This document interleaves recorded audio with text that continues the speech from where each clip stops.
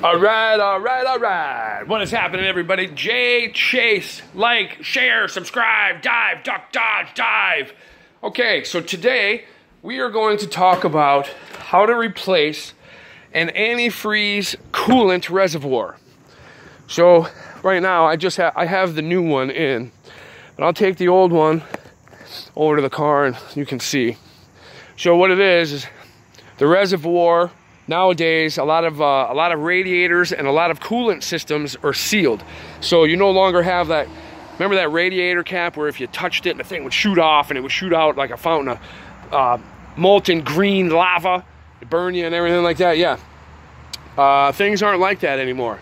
Now, it is a sealed system, and then you have a ventilated reservoir that's on the side, and then that's where you put your AC, or sorry, your coolant.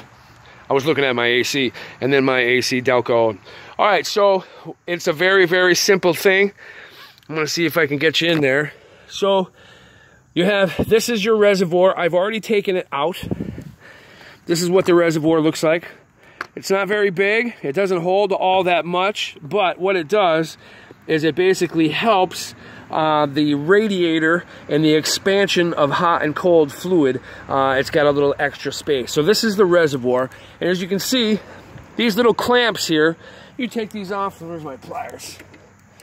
You take these off with a pair of pliers. You basically you squeeze the clamp together, and it expands, and you can slide it either way. There's a couple of them.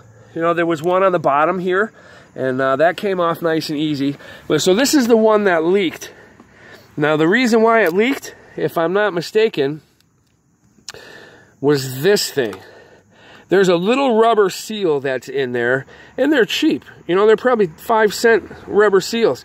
That leaks. It leaks out the bottom. So it doesn't hold. It might even be cracked. Might even be cracked in the seam. So it doesn't hold any antifreeze. So you can see one in the car. There's the clamps I was talking about. Like the whole car is put together with those clamps. So take this hose off using the clamp. Oh, I gotta tighten that down. Take the hose off. There's the clamp. This is the ventilation tube or the overflow tube. You have that away from your wires, but pointed right down towards the ground. And then the only other thing, that's the high pressure line. You have the same thing. Got that clamp you use with your pliers, and then these bolts. No. These are like those aluminum things, you know, so these are just like a little more than hand tight. I took these off with a pair of pliers. And basically what it does is you have this little notch here.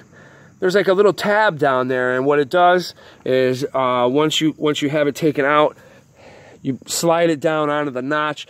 The two screw holes in the top, they line up. It's a very, very simple fix.